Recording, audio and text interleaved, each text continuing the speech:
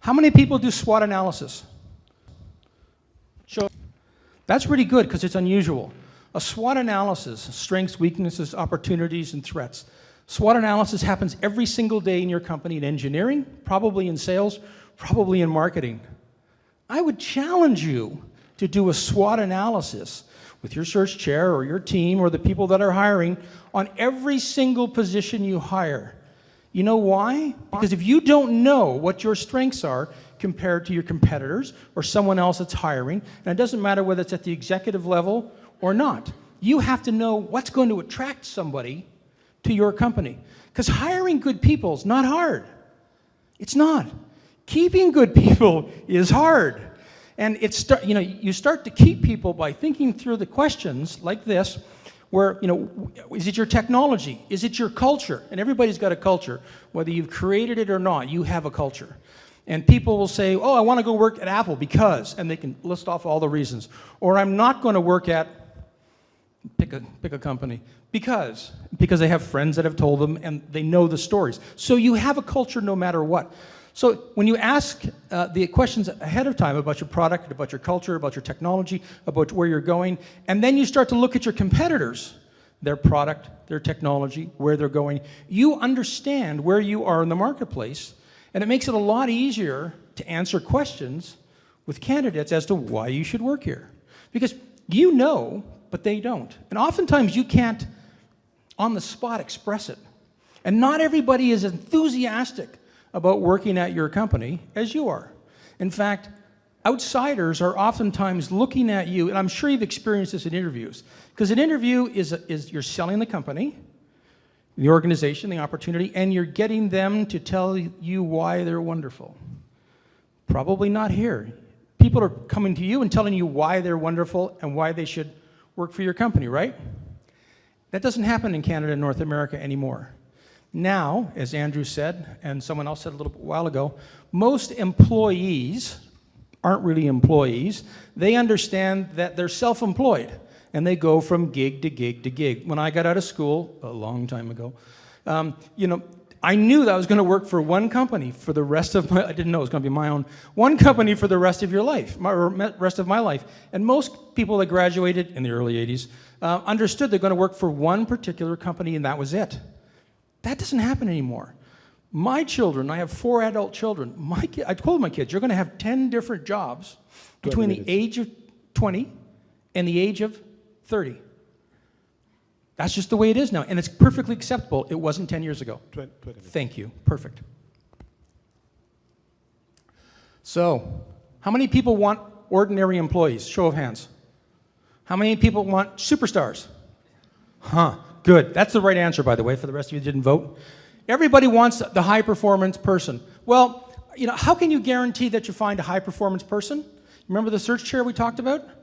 What about before you actually go out and do the interviews and start talking to people, you understand clearly what somebody looks like? And the easiest way to understand clearly what somebody looks like is to see them. So go out and do a benchmark interview. I mean, we benchmark in engineering, we benchmark in sales, we benchmark in marketing. Why don't we benchmark in HR? Well, you can.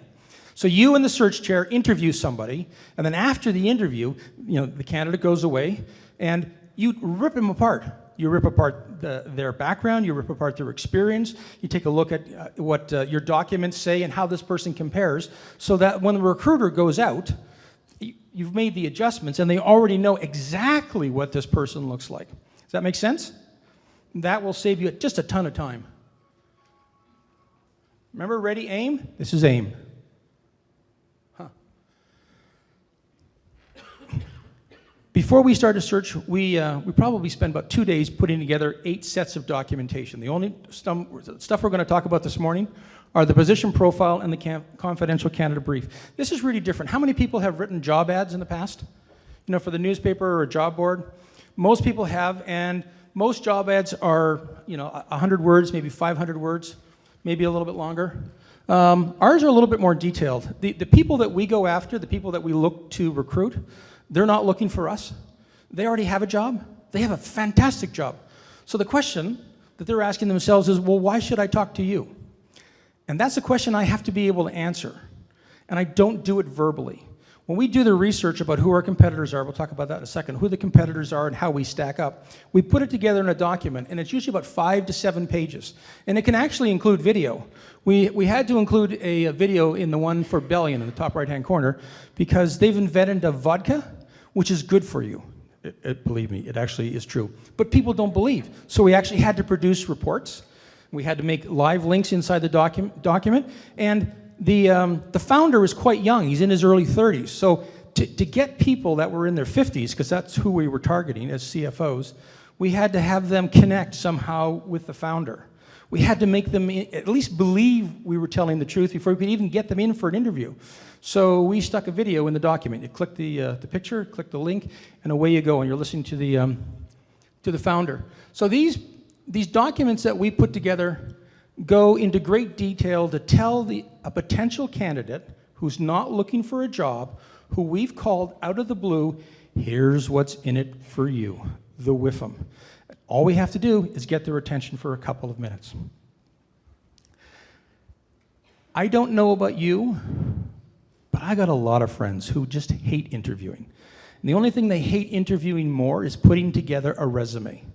We know for a fact that most people would rather have their wisdom teeth pulled or a root canal than do a resume. And so when you're recruiting, oftentimes people will say, well, I don't have a resume, and the recruiter will say, okay, fine, you've got to make one, and they'll hang up. And if a guy calls them back, they'll do an interview.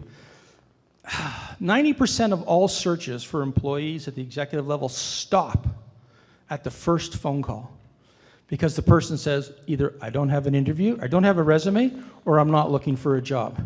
So that's like 90% of everybody you want to talk to already says no. So what do you want to do? You want to get the best of the top 10%? No, you want all of them. So what you say is, that's great. I'm going to send you this position profile that we just saw. And when you've got 5 minutes of free time, you sit down and read it. And if you like what you see, then we're going to have a conversation. Well, I don't have a resume. That's fine. I didn't ask you for one. So the next time we have this conversation, and they remind me that they don't have a resume, I said, that's fine. I'm going to send you this document. It's called a position profile. And the reason there are arrows there is because the position profile is a Word document that has questions in it, 25, 28 questions. And those 25, 28 questions, all they have to do is type in their answer. And they create a resume that's exactly designed for the role that we're looking to recruit. It's like an interview without actually having to get out of your chair. This is a very powerful document, and I would encourage you to consider using this. Now, we're still aiming, okay? Ready? Aim, aim, aim, a little bit more. Candidates. In the world I live in, most recruiters will use LinkedIn to see who's available. They'll run an ad in a newspaper or on a job board. And when you run an ad, you typically get the best of the unemployed, sometimes the best of the unqualified, and oftentimes the best of the unhappy. And that's not who we want to hire. The odds of your perfect executive, your perfect 10 existing right now, looking for a job when you run your ad are 0 and nothing. Doesn't happen. So what we like to do instead is we'll go out and do the research. We'll go out and do the research. And when I'm looking for a candidate, I want to know who your competitors are, who their suppliers are, who your clients are, who your association people are, because we will go and do the research to find out who the best people are at every one of those organizations. And has anybody here play poker? Show of hands. Okay, anybody played Texas Hold'em? This is a great example. In Texas Hold'em, you got 52 cards, right? You deal up the cards, and you look at them, and you go, I don't like those 3, and you throw those 3 back in. That's a lot like recruiting, okay? You throw them back in, and you try again. You do some more recruiting, and you try again, and get a better hand, a better hand, a better hand. The problem is there's only 52 cards in that deck. Very limited. What we play instead is we have this abundance mentality. What we like to think is everybody is available all the time. We just have to make the right introduction. We have to ask the right question. Does this make sense? So we use the confidential candidate brief and the position profile to interest people everywhere. And unless they're a client, I can't steal from a client, of course. Sorry, reallocate from a client. But that abundance mentality, instead of giving me a deck of 52 cards, gives me a playing field of tens to thousands. And now my problem is, okay, so if everybody's available, how do I get that one best woman or that one best guy. Better problem to have, and it's easy to solve. These are the only 5 reasons executives are going to leave a job they have to take another one. You'll notice that money is not there. Money doesn't matter. Everything being equal, because everybody's got to get paid, money doesn't matter. Because all companies have money to spend. And so if you're trying to attract senior people and all you've got is money, you're going to spend your way into bankruptcy.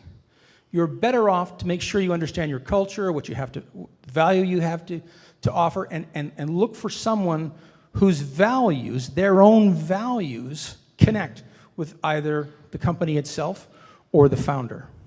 That's not that hard to do. You can do that in a simple interview.